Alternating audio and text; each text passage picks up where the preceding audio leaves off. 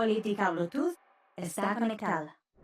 Hola, muy buen día. Hoy en Política Bluetooth nos adentramos en un terreno donde la convicción no negocia y la fe se convierte en postura legislativa. La experiencia se alza como aquella costumbre de caminar entre los pasillos del Congreso Nacional, las instituciones públicas, pero sobre todo manteniendo lo que es la convicción, la firmeza y todo lo que puede definir a un buen político y en su ocasión a un buen funcionario y a un buen legislador. Hoy me acompaña el licenciado Elías Wessing Chávez. Licenciado, bienvenido, qué bueno tenerlo acá. Bueno, un placer para mí, Ricardo, estar aquí con usted, un viejo amigo. Así es. Y en confianza. Así es. Acá solemos tener como dinámica de lo que es este podcast, conversaciones fluidas. No son entrevistas, son más conversaciones donde uno puede realmente sentir el tema orgánicamente, no dar esa pose. Aquí vamos a hablar con franqueza entre amigos que siempre han tenido una distinción mutua, mucho respeto, mucha admiración de parte mía hacia usted y todo lo que ha logrado construir. Y me gustaría que pudiésemos empezar con esa trayectoria que lo ha definido a usted, de la cual uno ha podido ser testigo de excepción en muchas ocasiones de la historia política dominicana, el tema de su padre, todo ese legado que usted ha seguido continuando con el tema partidario, un partido tradicional.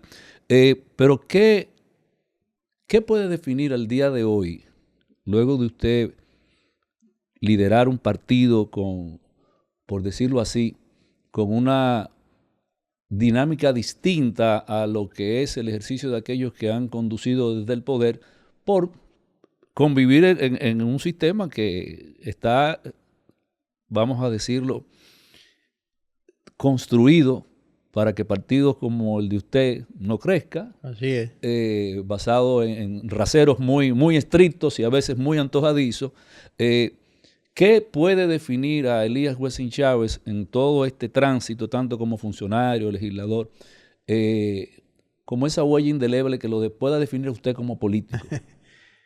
Bueno, mira, Ricardo, yo creo que hay una palabra clave, sobre todo en el ambiente político dominicano, y es la perseverancia. Uh-huh. Creo que en el ambiente en que uno se crió y se desarrolló, es clave esa palabra, y acompañada de la paciencia. Ciertamente el entorno en el cual nos desarrollamos para incidir en la política es difícil, es contracorriente. La competición no es igualitaria, no es, vamos a decirlo, justa.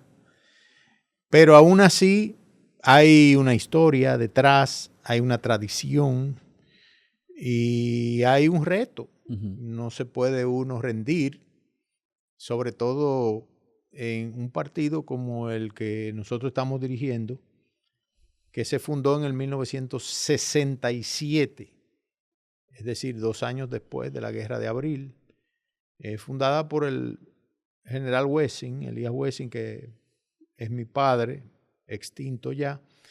Y ¿qué te digo? En ese ambiente yo me crié, me desarrollé, y creo que de alguna manera o de otra hemos cumplido con nuestro rol de mantener el partido, y ahora con un proyecto para ver si disruptimos en el escenario político y crecemos como nacimos, porque uh-huh. Yo quiero que tú sepas que el PQD en su origen fue un partido mayoritario. Uh-huh.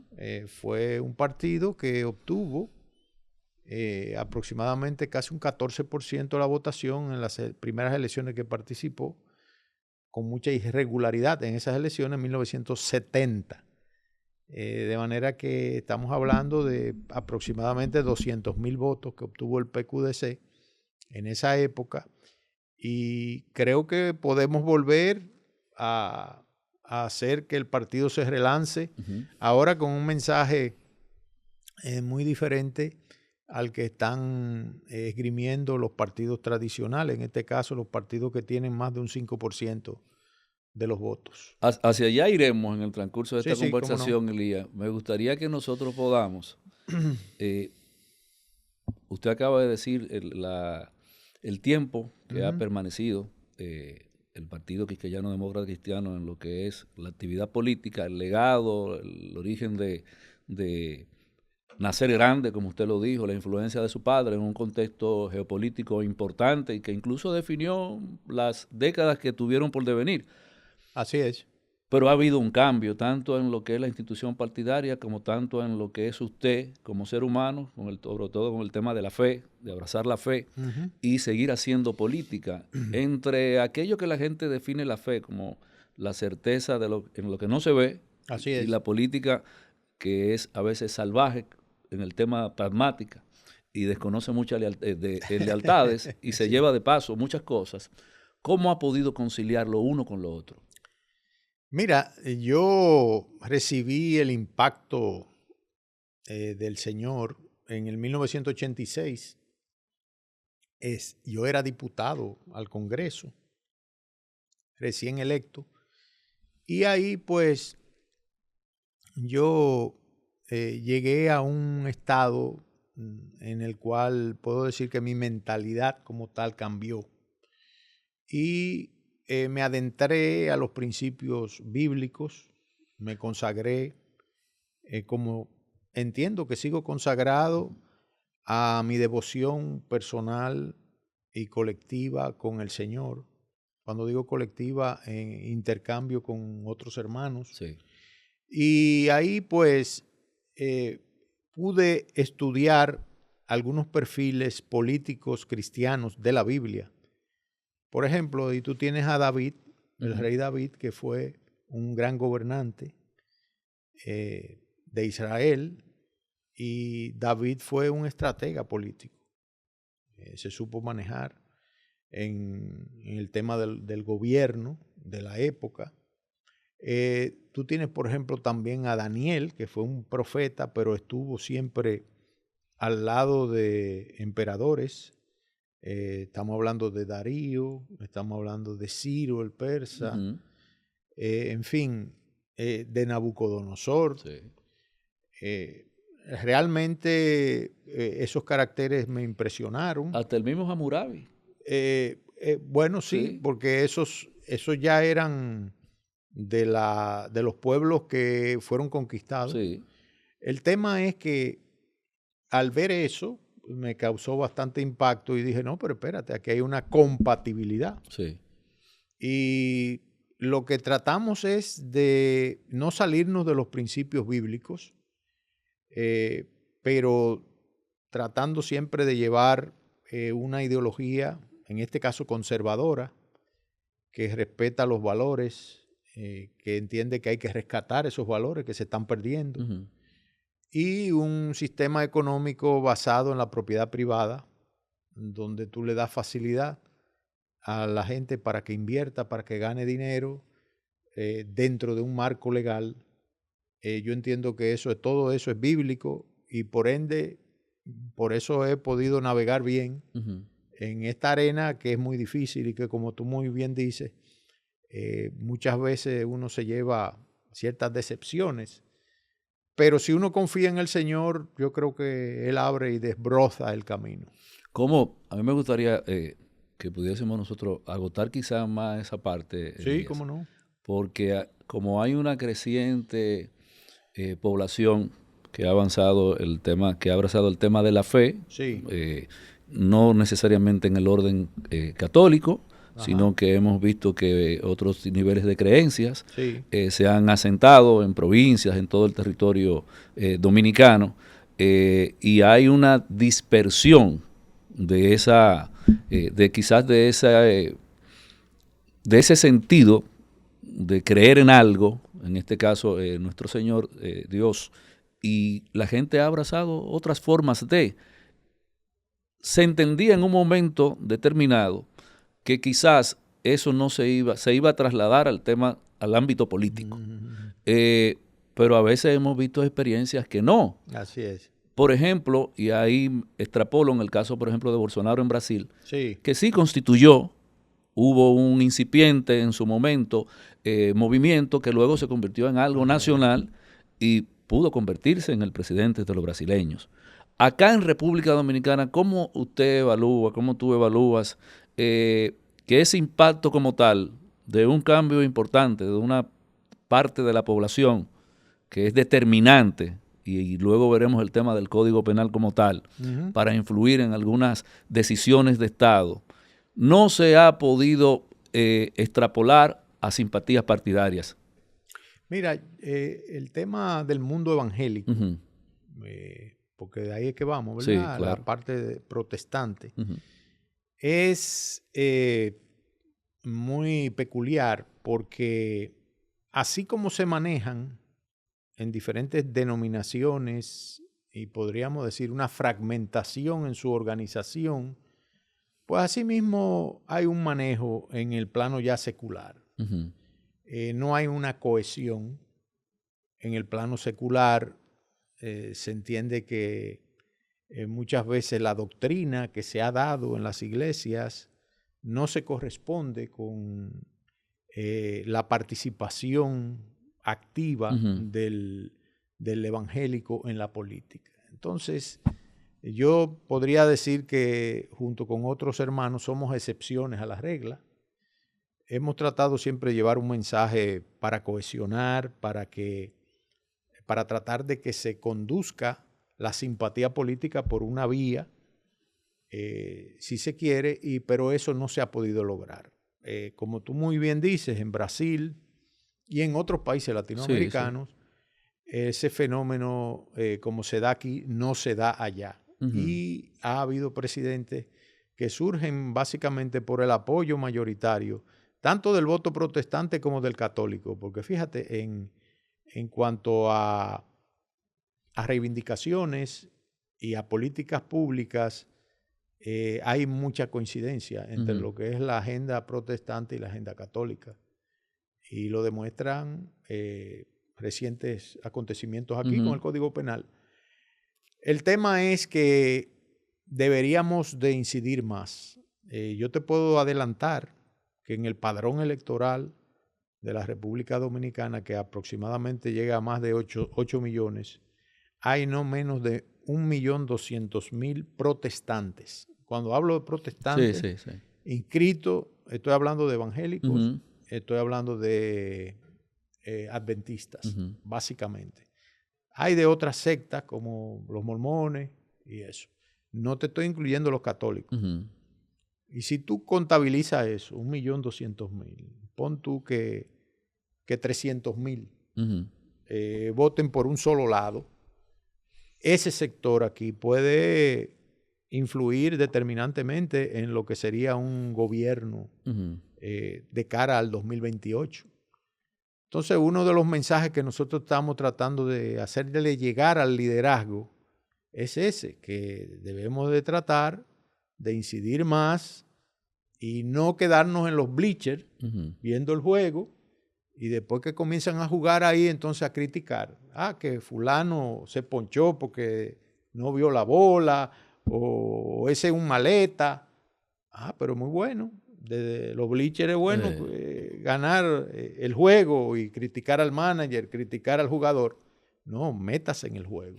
A propósito del tema de esa creciente población que ha incidido en algunos temas, y no solamente solo con el tema de la aprobación del nuevo Código Penal, que me gustaría aprovechar tu presencia acá para que podamos nosotros quizás conocer interioridades en realmente cuál es el pensamiento que rige a lo interno de decisiones de un bloque de diputados que uno asume en el caso, por ejemplo, de ustedes, el bloque que representas. Estamos claros cuál siempre ha sido la intención con respecto a piezas que están aprobadas dentro del bloque y piezas que se quedaron fuera del Código Penal como tal. ¿Cuál es tu postura con relación a la aprobación del nuevo Código Penal? ¿Entiendes que tenemos un buen código? Ahora con la vacancia de la ley lo podemos mejorar. Tu posición frente al tema de las 3 causales que se quedaron fuera. Nos gustaría poder recibir una información precisa y sobre todo cercana. Sí, claro, mira, el código es un avance agigantado. en el tema de la política criminal de la sociedad dominicana. No podíamos seguir con un código de 1884. Uh-huh. Hay más de 70 tipificaciones.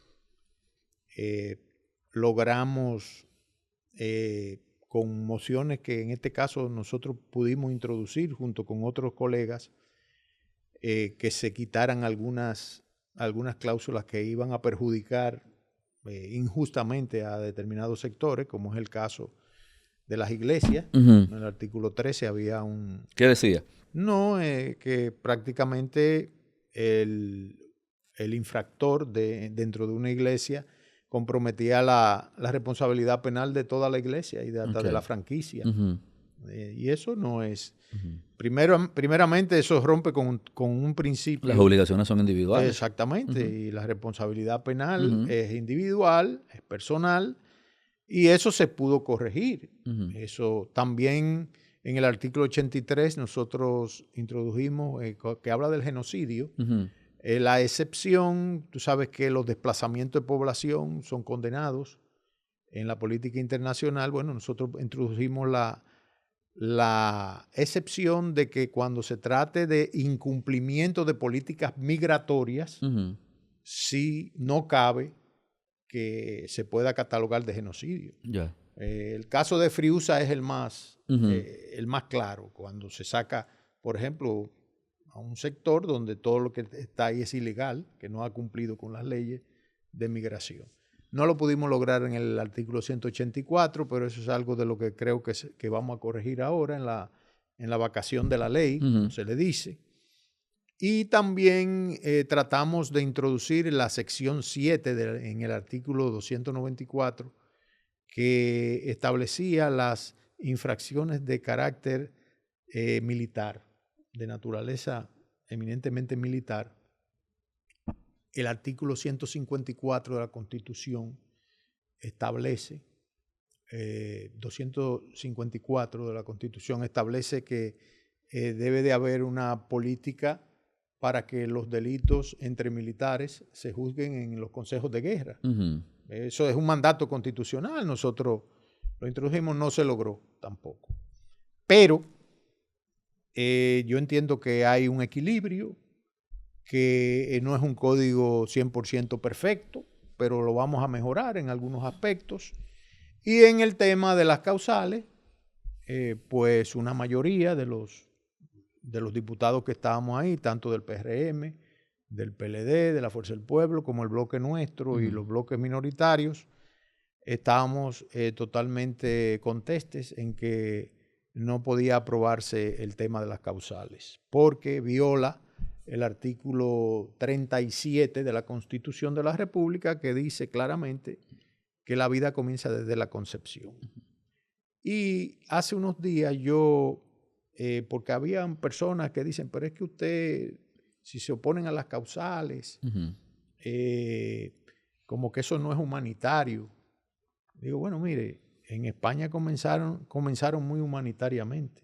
En 1985 se aprobaron las causales, pero en el 2010 ya se aprobó el aborto libre con ciertos subterfugios que vienen. Entonces, esa es la estrategia de ese sector progresista que trata de que se aprueben primero las causales para después llegar al aborto libre.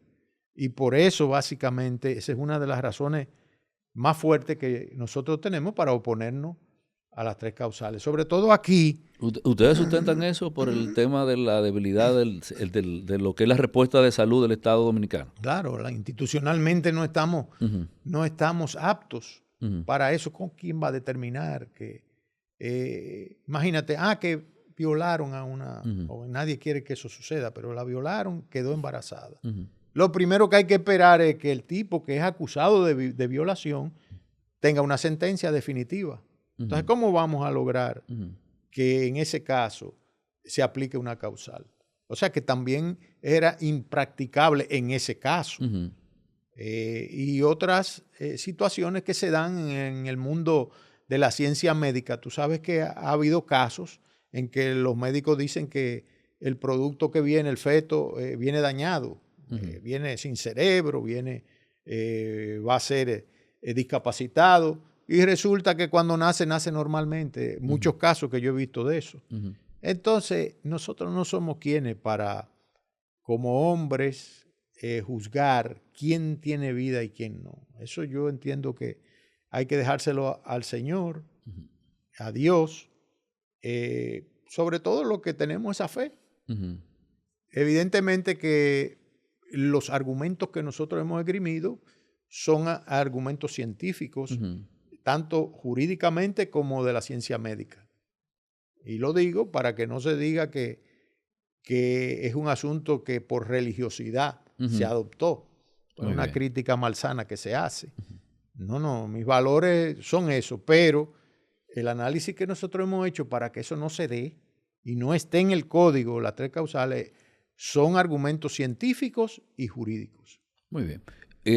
A la luz de una sociedad que está hiperconectada, Elías, y que tiene incluso decisiones propias con temas como ese, y que ha mostrado un desenfado y un alejamiento de lo que son las instituciones políticas de siempre.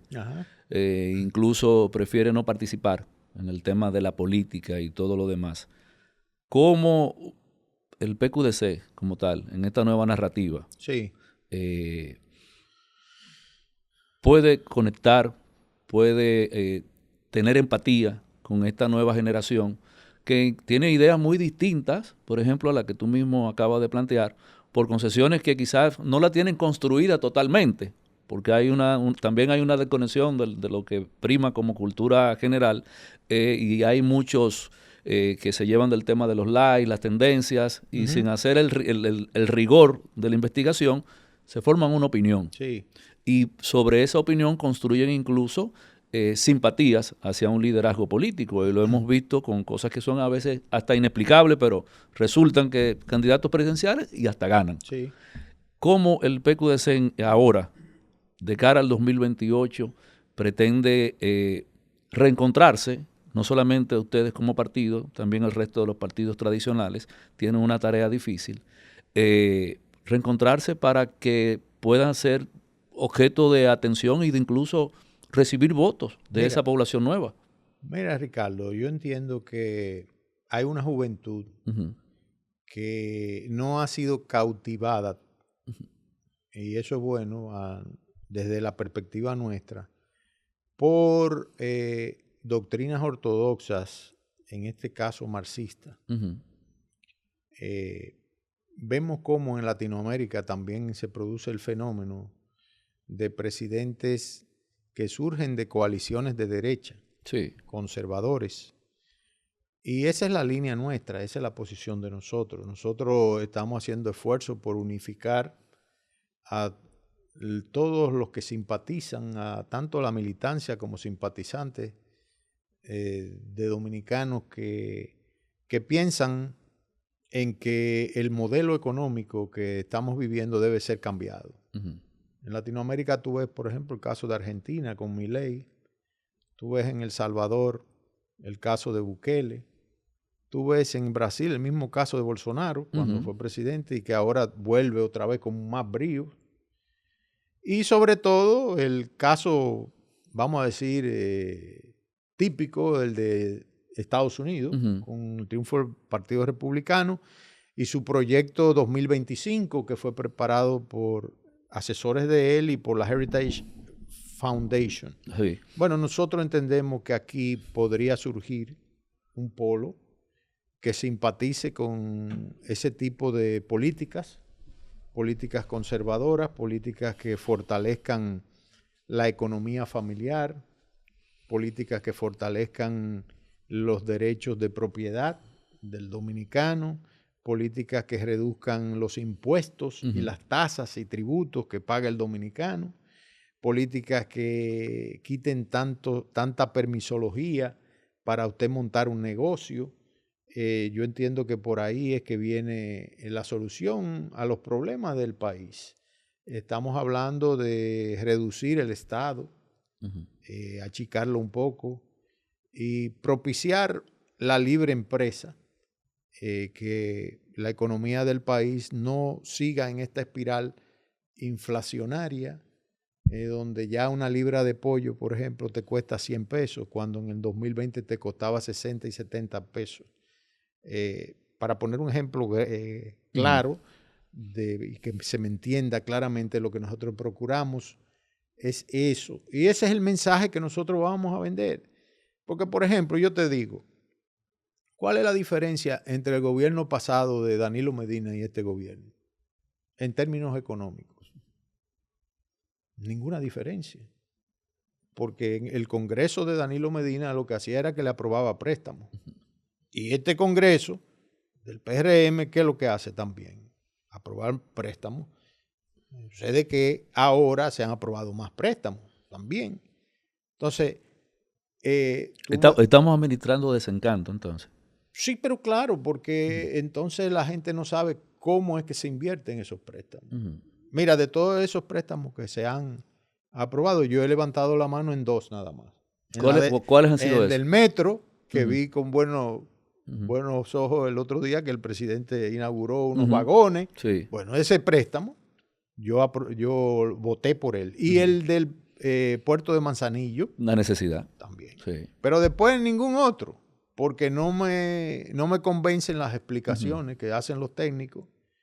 Y ahora con la ley de fiscalización que acabamos de aprobar, entiendo que vamos a darle más seguimiento a esos préstamos que se aprueben. Entonces, tú me dices, bueno, esos préstamos son para desarrollar el país. No, muchos de esos préstamos es para pagar nómina del Estado Dominicano, para pagar pensiones. Y eso hay que corregirlo porque eso no lo aguanta ningún país. Ahí iba, Elías. Y bueno que tocase el tema y lo pudiésemos nosotros, antes de irnos a la pausa, sí, dejarlo servido sobre la mesa, una pausa brevísima. ¿Cómo no? De los préstamos como tal en cada gestión gubernamental que hemos tenido de los diferentes partidos.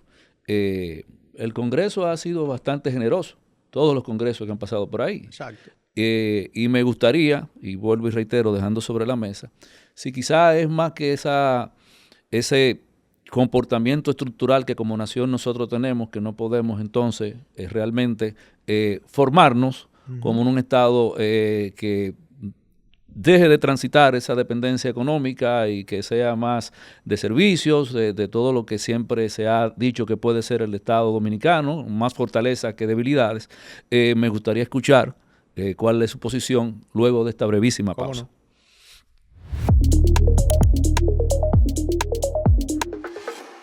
Política Bluetooth está conectada.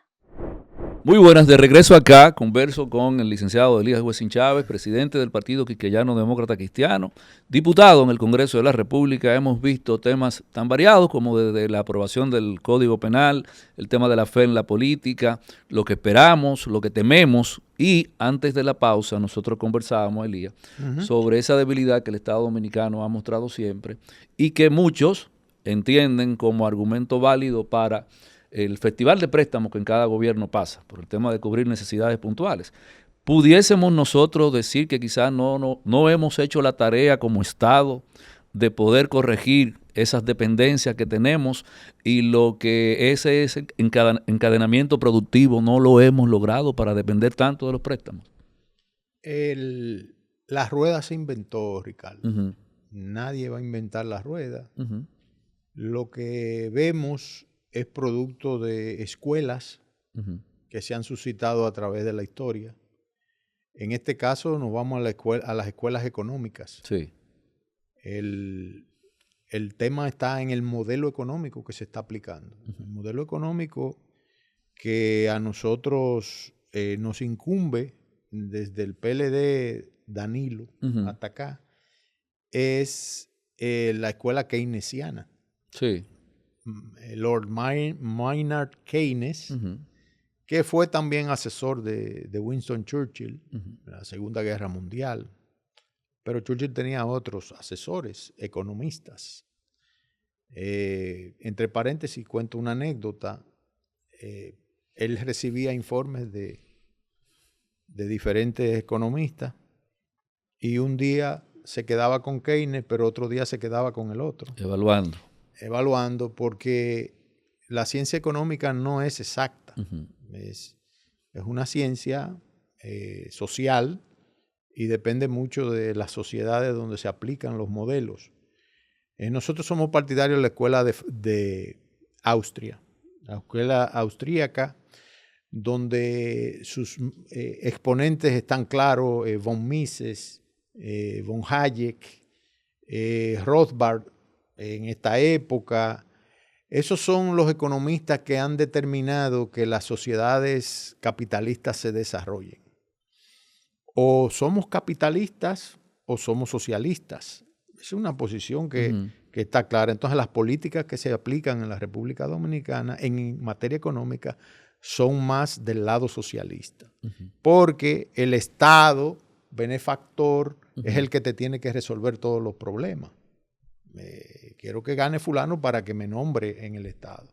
Entonces, esa mentalidad, esa cultura, hay que tratar de cambiarla un poco, porque los países que se han desarrollado no se han desarrollado sobre la base del crecimiento del Estado. Se han desarrollado sobre la base de la libertad económica que se abre y que el Estado regula cuando tiene que regular. Por ejemplo, cuando hay un monopolio o oligopolio de 2 o 3 que se quieren apoderar de un mercado, entonces el Estado ahí puede intervenir para que haya justicia en cuanto a la inversión se refiere. Entonces, eso es lo que entendemos nosotros debe de suceder aquí en la República Dominicana, porque si seguimos con esta espiral, la inflación va a continuar. Yo te decía que en el 2020 una libra de pollo costaba 60 y 70, ahora son 100. Si esto sigue así, dentro de 2 años estará a 150 o 200 pesos. Porque precisamente esa es la situación que tenemos. Podría suceder hasta un quiebre de la economía, como sucedió en Grecia, porque es inaguantable. Préstamos y descontrol en el gasto, aumento en el gasto público. Entonces, a eso hay que ponerle un paro. Entonces, tiene que venir un proyecto de nación, y es por el que nosotros estamos abogando como PQDC, que cambie eso, que venga con un régimen en principio de austeridad hasta que se regulen una serie de situaciones. Acá hay personas que ganan 2 y 3 salarios en la administración pública. Eso no debe de ser. Acá hay personas que ganan una pensión de 80,000, de 100,000, 120,000 pesos, solidaria, que nunca han trabajado aquí. Eso hay que revisarlo. Duélale a quien le duele, pésele a quien le pese. Me podrían decir hasta, mire, eso no es político que usted lo diga. Bueno, pues eso es lo que hay que decir, que el pueblo sepa quién le está hablando la verdad y quién le está dorando la píldora para después accesar al poder y hacer lo mismo que siempre se ha hecho. Estamos claros. Tu posición en el tema de cómo el gobierno ha manejado la economía. Y incluso diste un antecedente de rigor por el tema de la escuela, el tema de pensamiento económico, claro, y cómo deciden. El propio Winston Churchill, y yo creo que tuviste un contacto muy cercano con el presidente Joaquín Balaguer, manejaban una idea similar con el tema de activar la economía como tal y la austeridad. Exacto. Nos gustaría ahora tener una opinión de Elías Wessing, que está en el Congreso, que es presidente de un partido y que ha dado con mucha frecuencia una opinión en medios nacionales sobre cómo el gobierno ha manejado el tema migratorio. Incoherentemente. No hay una política de Estado, muy coyuntural. Por ejemplo, hay 15 medidas que el presidente ha tomado por decreto, sacadas del Pacto de Nación que se firmó en 2023. Y ahora mismo no vemos como que a eso se le da la importancia que merece. Vemos que hay una corriente ahora que habla de hasta de regularizar a los migrantes que no tienen ningún tipo de documento. Yo estaría de acuerdo con que se haga una en la mano de obra, ¿cierto? Sí, pero que se haga una investigación rigurosa. ¿De qué necesitamos? De aquellos que tienen ya un tiempo de décadas o de lustros en el país y que hablan el español como tú y como yo. Tú dices para otorgarle el tema para darle temporalmente un permiso, una residencia temporal. Y que se adentren al curso de las leyes migratorias. Muy bien. Como nosotros tenemos que hacerlo cuando vamos fuera. Claro. Porque de repente yo llego a Estados Unidos y no puedo pensar que al mes me van a dar la ciudadanía. Eso no puede ser en ningún país. Entonces aquí tenemos que reglamentar eso. No vemos que haya una ejecución en ese sentido. Hemos criticado el muro fronterizo. Entendemos que ese muro no cumple con las condiciones que debería. Debe de ser un muro tecnológico y una pared mucho más alta, de concreto, armado, como lo hay en otros países. Yo siempre pongo el ejemplo de Polonia y Bielorrusia. Usted lo puede hasta ver en Google, cómo es esa pared, con drones. En fin, eso es lo que nosotros necesitamos. ¿Para qué? Para controlar la migración. Ahora, si tú dejas esa verja como está, y un día de esto estas pandillas se acercan a Juana Méndez, o a los sitios donde estamos cerca de la frontera de nosotros, y viene una estampida para acá, ¿cómo la vamos a repeler?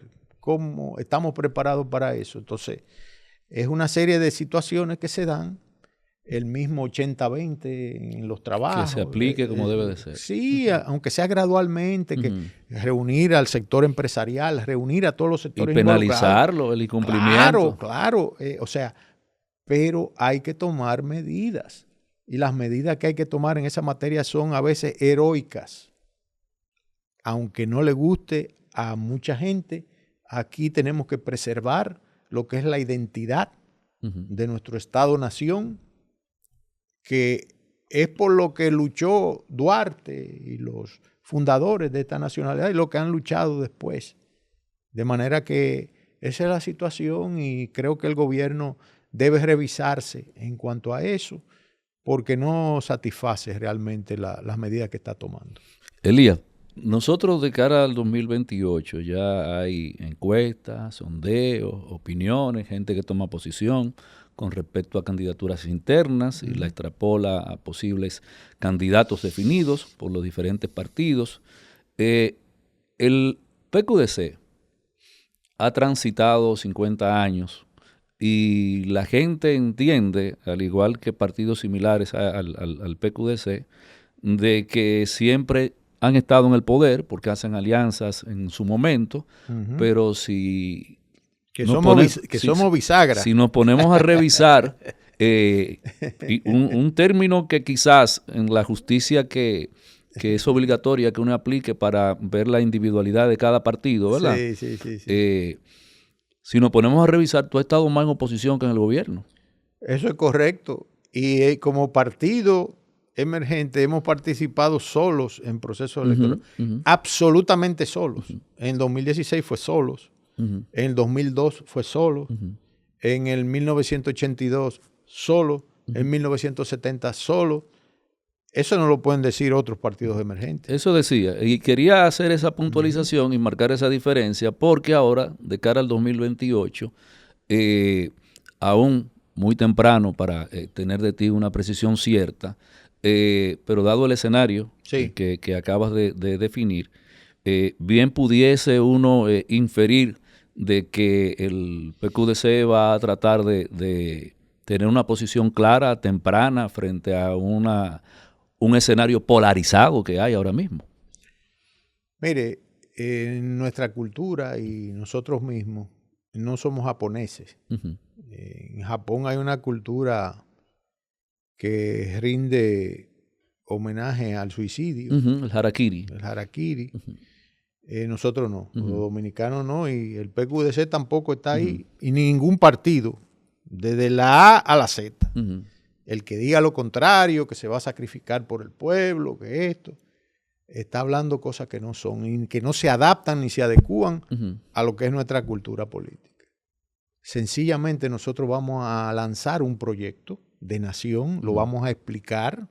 Te he dado algunas pinceladas en esta entrevista, nosotros vamos a explicar eso bien y vamos a lanzar ese proyecto.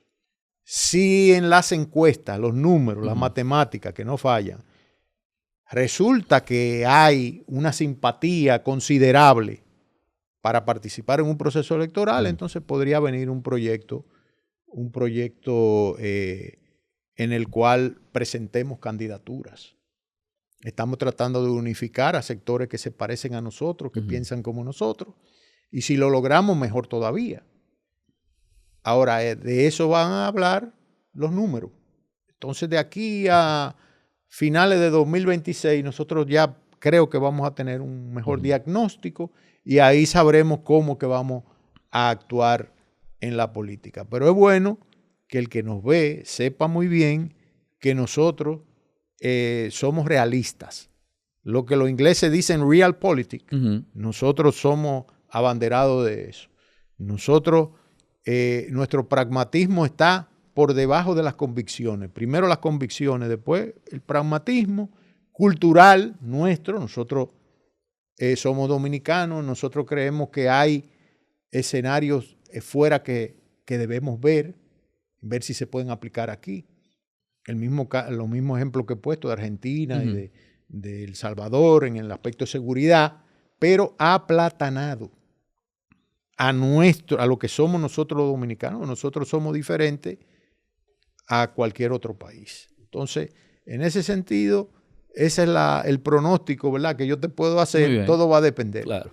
Elías, hace años la población dominicana y la sociedad, vamos a decir lo que tiene que ver con el tema de la política, vio con mucha sorpresa y se le dio un seguimiento puntual a una situación que se vio enfrentarse con el tema del Partido de la Liberación Dominicana y con quien mantenía en ese momento era el candidato y luego presidente Danilo Medina. Ajá. ¿Qué pasó con Danilo Medina y tú?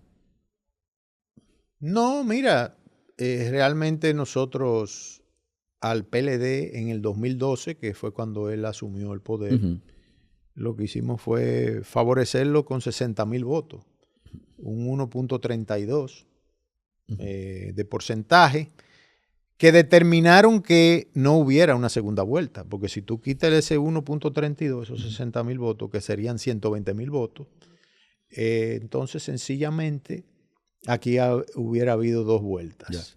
Entonces, parece ser que eso como que no gustó, se nos indicaba mucho al lado de Leonel, y tú sabes muy bien que al principio de ese gobierno se trató de triturar la imagen de Leonel Fernández, y nosotros pues estábamos ahí de carambola.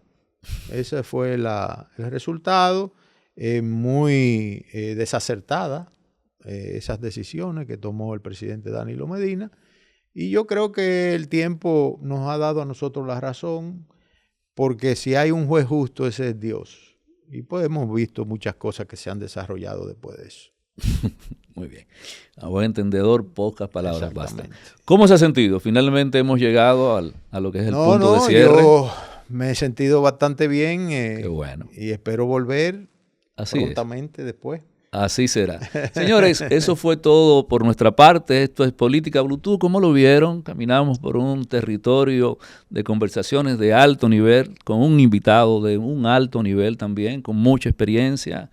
Y para nosotros, de manera personal, una gran satisfacción haber tenido acá al doctor Elías Wessing Chávez, presidente del Partido Quisqueyano Demócrata Cristiano y congresista de la República Dominicana.